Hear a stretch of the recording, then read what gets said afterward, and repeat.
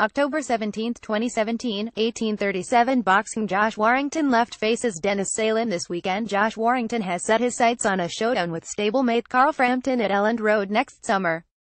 Frampton, who recently signed for promoter Frank Warren after splitting with Barry McGuigan, will be at ringside in Leeds on Saturday night as a pundit to watch home favorite Warrington take on Denmark's Dennis Ceylan in a final eliminator for the IBF World Featherweight title, currently held by Welshman Lee Selby.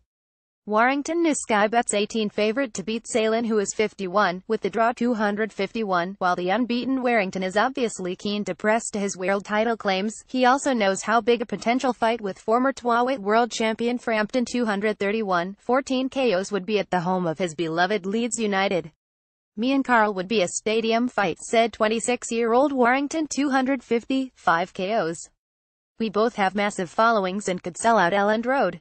There is a big Irish community in Leeds and plenty would travel from Ireland to support Carl. By next summer Leeds United will hopefully be back in the Premier League and that will help it become even bigger. It would be an hell of an event and a cracking fight. It would be even more special if one of us had a world title." If Warrington beats Ceylan this weekend, he will be guaranteed a crack at Selby, so there are plenty of options for the Leeds Warrior.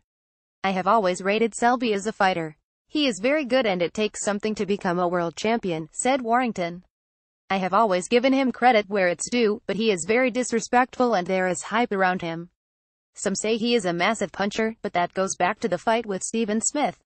Since then he hasn't had any big knockouts. He stopped Brunker with a body shot and Gradovich with a cut, but since then he hasn't lived up to things being screamed about him. The way he has constantly labeled me easy work is showing no respect. He made it personal. His manager and manager's son put a lot on social media. That is why I want to fight him and we can sort it out.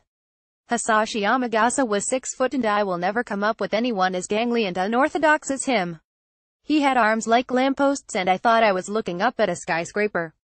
I am just interested to see what happens with Selby when I become mandatory.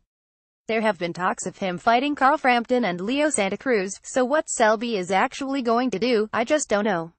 Related links: Penland Foot is backing Kieran Schumacher to close the gap further on David Egan in the Apprentice Championship at Newcastle on Thursday.